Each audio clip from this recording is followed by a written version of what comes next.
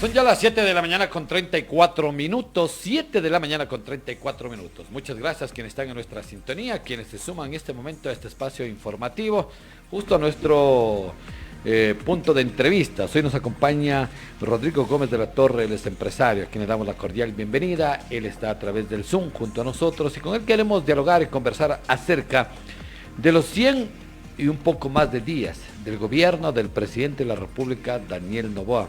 ¿Está haciendo las cosas bien? ¿No las ha hecho? ¿Le falta mucho por recorrer? ¿Va a entrar en campaña?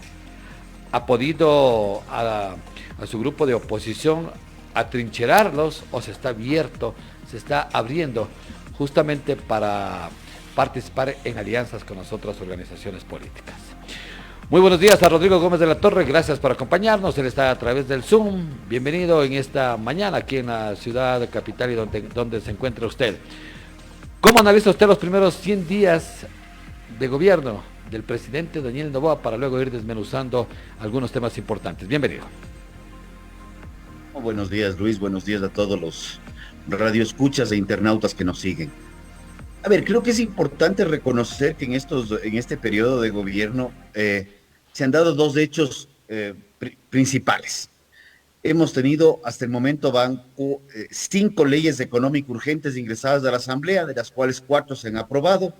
Una, digamos que fue por unos impuestos y salió con impuestos y ya, que fue la del IVA, porque la Asamblea inclusive le mandó, sin aprobar el IVA, curiosamente, le mandó 3 o 4 impuestos adicionales.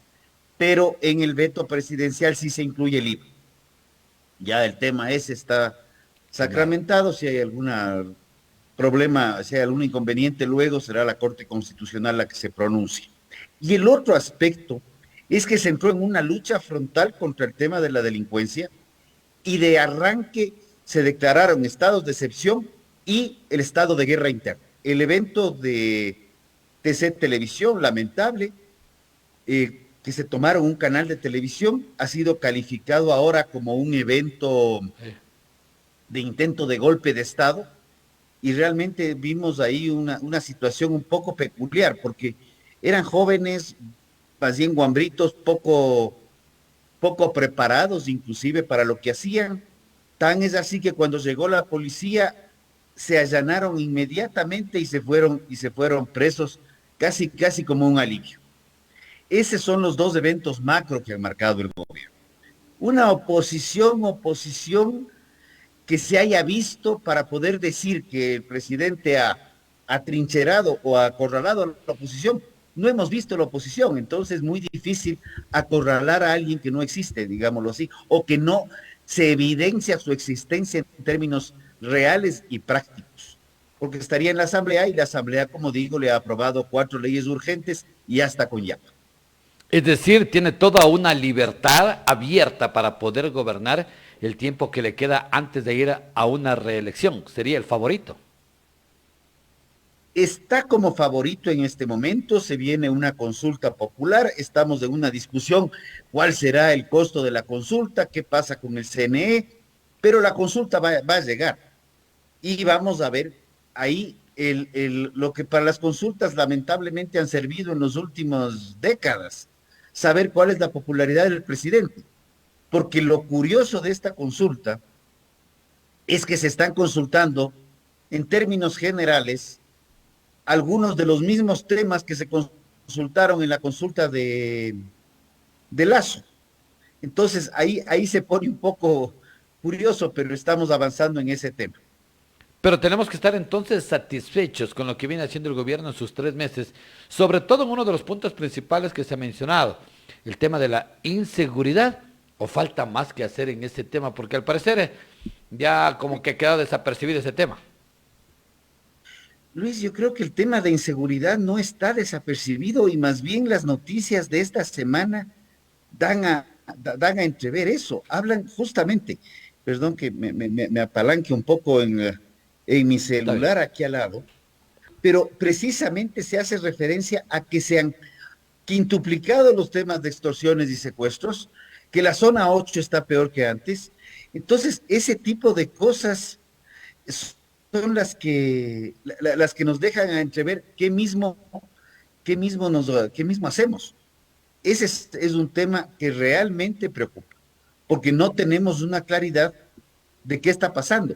Sí, creo que el gobierno está comunicando mucho mejor, sí creo que hay una comunicación diferente, pero cuando vemos los datos, la situación preocupa y creo que todavía el tema de la inseguridad está por verse y más bien lo que vemos es una lucha a nivel jurídico, con evidencias desde fiscalía, policía, en donde lamentablemente donde se acerca, ya no hay que ni que topar, donde medio se acerca las investigaciones, comienza a emanar pus que se está purgando o comienzan a evidenciarse más metástasis en este cáncer que está tomado las entidades del Estado ecuatoriano, Estado entendiendo como todos quienes lo conformamos. Desde ahí el Estado ecuatoriano, como lo dice, y hablando desde el gobierno del presidente Daniel Noboa, no ha habido mucho pronunciamiento constante, es decir, el respaldo a la ministra fiscal del Estado, Diana Salazar, por su papel que viene realizando en el caso Metástasis y en los casos que viene investigando. Han habido pronunciamientos a favor de la fiscal, ha habido pronunciamientos inclusive de políticos, recuerdo la posición del presidente de la Asamblea, que él personalmente respalda a la fiscal, y aclaro esa parte, el líder del Partido Social Cristiano también se ha pronunciado que ellos no apoyarán un juicio en contra de la fiscal. Primero, es comprensible, nadie que apoye algo en contra de la fiscal en este instante va a salir bien parado. Estamos ya en periodo electoral desde hace rato, entonces todo el mundo quiere estar de buenas o por lo menos tener una imagen. Pero cuando vemos las acciones y vemos que se plantea un apoyo frontal a la fiscal a nivel de la Asamblea con una resolución, a ver, seamos claros, las resoluciones de la Asamblea diciendo que le apoyan a la fiscal es un pronunciamiento político que no tiene mayor trascendencia jurídica, pero es un pronunciamiento político importante.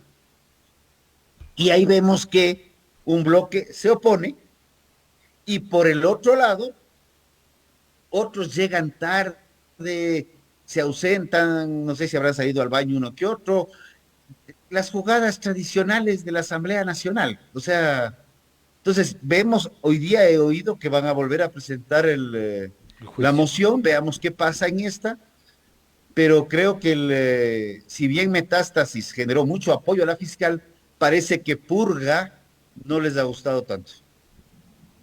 Por eso digo, dentro de este caso, ¿cómo entender a la ciudadanía, al electorado, a los 18 millones de ecuatorianos, a los 13 millones de electorado que irán a las urnas? Ya no creen en nadie, ya no creen en los socialcristianos, ya no creen en las otras organizaciones políticas, ya no creen en el correísmo, ya no creen en nadie. Hasta por poco dicen, solo falta que caigan sacerdotes, futbolistas, periodistas, que caigan artistas, todos estos involucrados en el tema de la corrupción aquella. Cuidado con lo que estás mencionando, porque ya el embajador Fitzpatrick hizo referencia a periodismo y futbolismo, Ajá. al fútbol y al periodismo, o sea que ya están, digamos que ya de tu lista se acortó a los que estarían más liberados. O sea, Pero la situación es compleja definitivamente. ahora, Rodrigo, con la experiencia que tiene usted, con el papel que conoce la democracia del Ecuador desde los 40 años que ha venido acá, ¿en quién pueden creer los ecuatorianos si saben que no hay líderes que puedan sacar este país adelante aún? Yo sí creo que el ecuatoriano debe comprender que ningún gobierno le va a sacar adelante, ningún gobierno le va a solucionar los problemas. Realmente los gobiernos no solucionan problemas necesariamente de la gente. Los gobiernos hemos visto aquí que solucionan los problemas de la caja fiscal. No están solucionando los problemas de cómo sacar adelante la economía. Estamos viendo nuevamente una reforma, hemos visto estas reformas tributarias, lo que hacen es subirle impuestos a la gente, subir el gasto público y esas cifras del presupuesto, que además, aquí que seamos honestos, el presupuesto aguanta todo, ¿no? O sea, ahí se puede poner cualquier cosa y siempre hay un justificativo.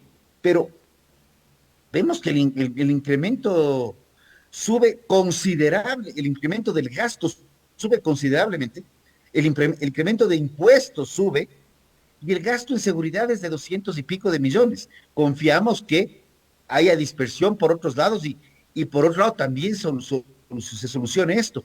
Pero lo que vemos es que el sector privado es el que está pagando la factura y que de la reducción de gasto público que hemos hablado por muchos años, eficiencia del gasto público, optimización del gasto público, busquemos la palabra que más guste, pero que el Estado realmente deje de tener de todas las empresas públicas a pérdida, que esas pérdidas pagamos nosotros como a través de impuestos, no vemos que haya una real depuración en ese aspecto.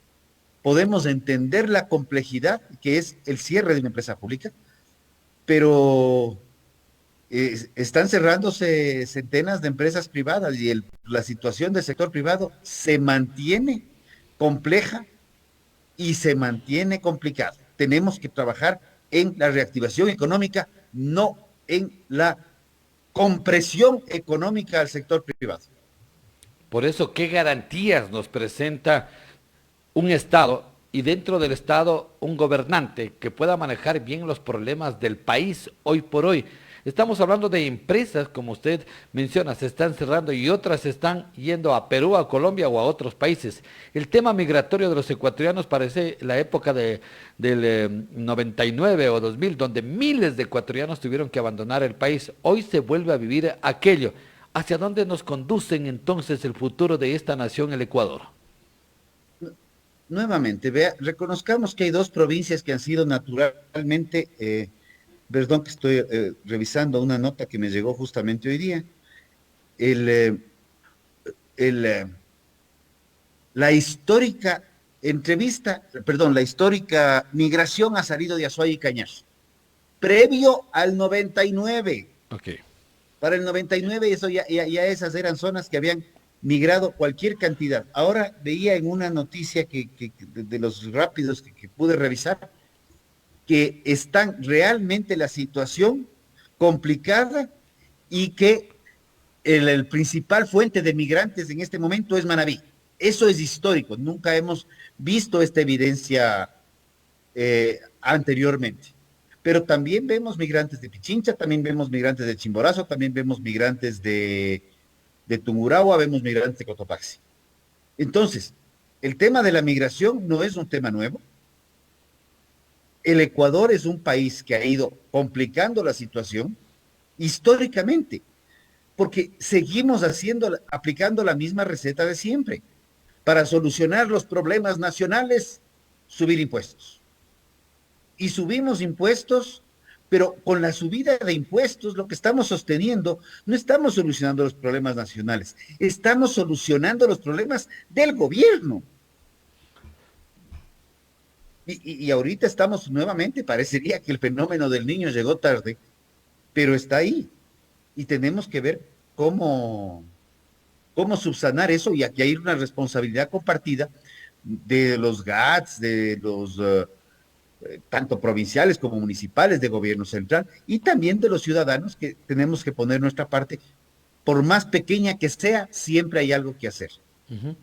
Para dejar de lado la crítica, entonces, ¿cuál debería ser el futuro de los ecuatorianos apoyar a cualquier presidente que venga para que saque este país adelante? Caso contrario, en vez de sumar, estamos retrocediendo, como se diría, ¿no?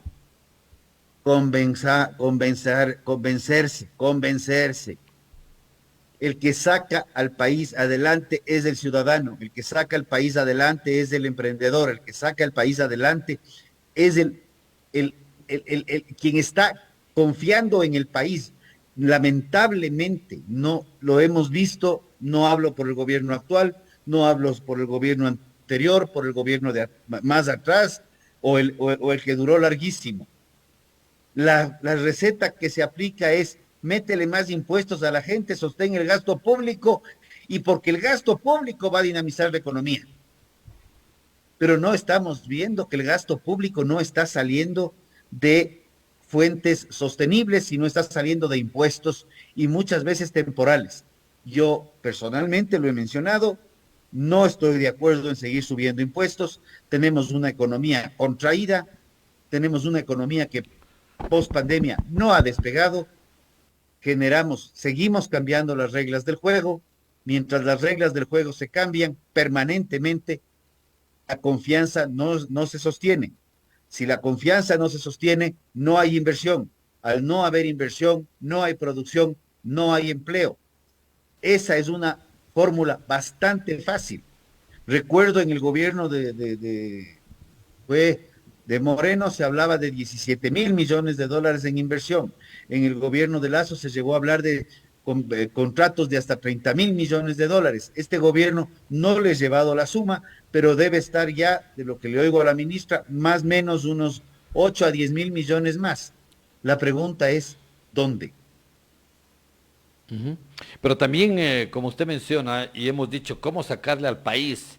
Queremos los ecuatorianos sacarle, pero cada día nos dan golpes, perdón, las autoridades. Podemos observar, en la proforma presupuestaria se baja el presupuesto a las universidades y se baja el presupuesto a la salud. En el tema del Instituto Ecuatoriano de Seguridad Social, sus autoridades lo que buscan es incrementar las pensiones para las personas, para los pensionistas y incrementar los años para las personas que se quieren jubilar. Es decir, vivimos un caos. A ver, ahí hay dos aspectos. Primero, son tres realmente. Primero, seguir creyendo que el tema de la seguridad social se va a resolver solamente viendo la seguridad social sigue siendo un error que lo he mencionado histórica desde hace muchos años. Es un error que parece que no entienden la fuente de sostenibilidad de la seguridad social. La sostenibilidad de la seguridad social se da a través del empleo. Si no se soluciona el problema de empleo, no va a haber afiliados. Primer paso. Segundo punto. El tema de la edad de jubilación es un tema muy complejo de ser debatido por dos razones. El primero, la Ley de Seguridad Social del 2001 ya determinaba que cada cierto número de años tenía que incrementarse un año más para la edad de jubilación, tema que no se ha cumplido. Y el segundo, la expectativa de vida cada vez es más alta. Las mejoras en tecnología, las mejoras en medicina, las mejoras en un sinnúmero de ámbitos generan eso, lo cual implica que hay que tomar una decisión, tal vez no le guste a ciertas personas, pero hay que tomar una decisión al respecto. Y el tercero, creer que incrementando los aportes a afiliados y empleadores vamos a solucionar el problema del IES, seguimos exactamente en lo mismo. Vamos a extender la agonía y vamos a jugar a un Estado más pequeño. Ahorcarle al afiliado, ahorcar al empresario por un sistema de salud que no está funcionando bien, cuando los problemas que hay que solucionar son puertas adentro. Uh-huh. ¿Y un trabajo por horas? ¿Pagar el trabajo por horas? ¿Que vendría a la hora a $6? A ver, el trabajo por horas. Habrá que definir cuál es el costo por hora y ver si ese costo por hora es sostenible dentro del mercado laboral. Pero el trabajo por horas es, perdón que repita, trabajo por horas. Hora trabajada, hora pagada. La forma de pagos es un convenio entre trabajador y empleador donde se cumplen con los requisitos de los derechos laborales. Ahora, cuando vemos que hay unas declaraciones que dicen que vamos a hacer un trabajo por horas, que donde haya al menos 4 horas diarias, perdóneme, pero eso ya no es trabajo por horas. Eso se llama trabajo de medio tiempo o trabajo de jornada parcial permanente. Eso es otra cosa, eso está vigente y eso no ha solucionado ningún problema en materia laboral.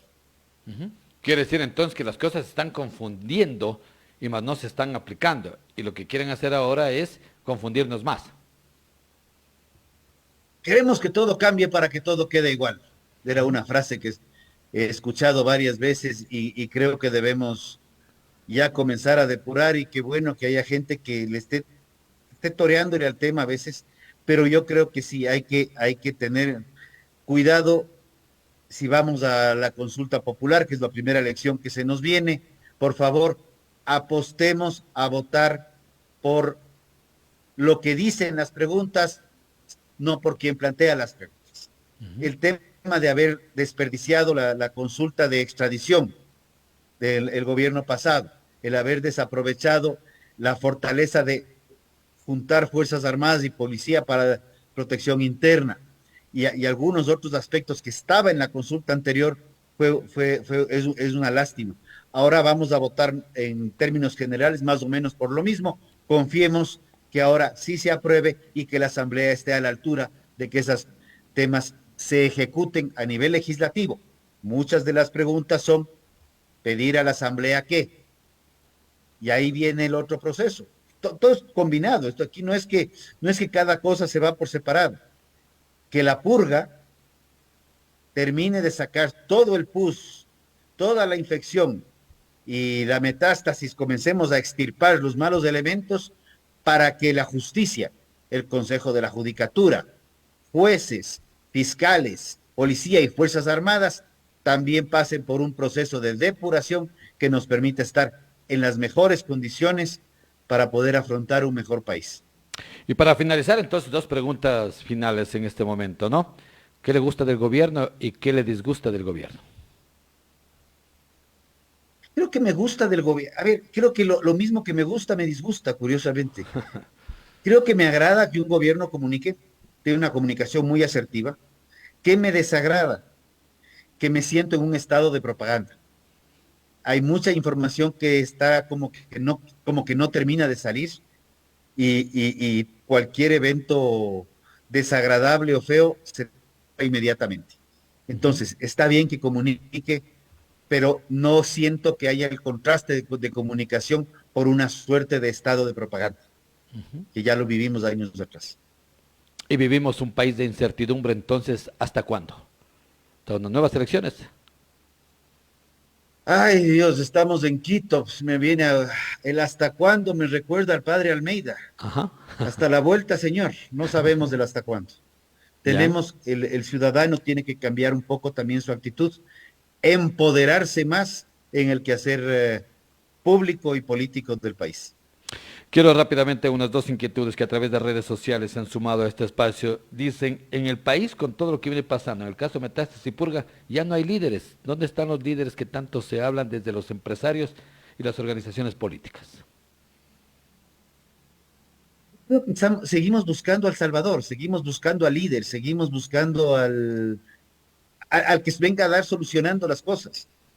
Y cuando lo que debemos estar buscando más bien es cómo empujar para que la organización social solucione sus problemas y a veces, muchas veces, más ayuda el que no estorba. Y perdón que esto lo diga en términos más bien hacia gobierno, pero muchas veces el gobierno se mete en todos los frentes que avanza a ver cómo soluciona los problemas de la gente, también porque la gente se los pide, pero termina desorganizando a la gente y sin solucionar nada. Creo que es un tema de empoderamiento ciudadano, la parte más importante que tenemos para los próximos años. Y creo que las herramientas actuales nos lo permiten fácilmente. Para finalizar, entonces, la última inquietud, que la recojo en dos inquietudes, una desde Manaví, la otra desde Los Ríos. Dice, señor Rodrigo Gómez de la Torre, le he visto en algunas entrevistas y también en redes sociales. Usted es una de las personas que defiende el agro. ¿Por qué ustedes no se suman y dan propuestas para el agro y el campo, que son totalmente abandonados y que podría ser la solución del país? ¿Qué propuestas han presentado ustedes e insisten en apoyar a los gobiernos? ¿Sí? A ver, no, bueno, creo que la entrevista ha sido clara. No apoyo gobiernos y no es de ahora, sino desde hace muchísimos años. Apoyo instituciones. Muchas veces cuando veo que están haciendo bien las cosas y cuando veo que no están haciendo bien las cosas, tal como lo mencioné, más ayuda el que no estorba. Apoyamos al agro, sí. Estoy convencido del sector agrícola y estoy convencido que la cooperación interna, el cooperativismo en el sector agrícola, productores asociándose, productores de malanga, de papas, de lo que fuere, reuniéndose para poder sacar su producción de un proceso cooperativo entre ellos sin depender de un intermediario, que de ahí poder pasar a una industrialización, de ser el caso, o a una empaquetadura para poder salir a la venta, poner una marca.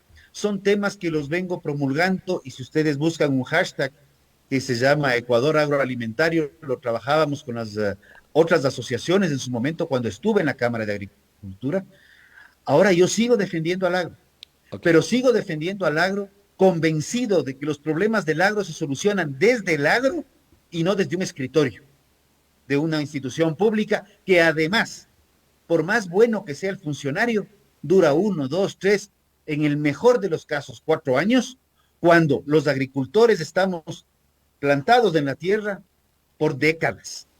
Y si Ok. nosotros que estamos en la tierra por décadas no le buscamos solución a los problemas, pues nadie nos va a dar soluciones. Ok, muchísimas gracias a Rodrigo Gómez de la Torre. Gracias, Rodrigo, por estar junto a nosotros. Habrá otra oportunidad para conversar de estos y otros temas de carácter político, empresarial y del país. Será hasta otra oportunidad. Siempre a las órdenes, estimado Luis, y a la radio. Muchísimas gracias. Muchísimas gracias a nuestro invitado Rodrigo Gómez de la Torre por estar junto a nosotros. Él es empresario, hemos analizado los 100 días de gobierno del presidente de la República, Daniel Noboa. Nosotros también estamos llegando a la parte final. Gracias por acompañarnos. Será hasta el día de mañana, donde nuevamente nos reencontremos a las 7 horas. Lo que viene a continuación es Magazine de la Mañana con Washington Vaca y esa buena música de los 80, 90 y lo que a ustedes les gusta. Felicidades, buenos días.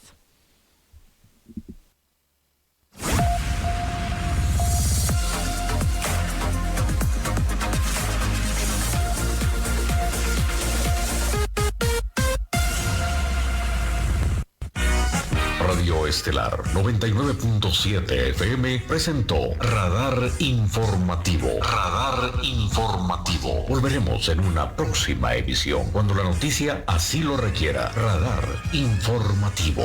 Radar Informativo.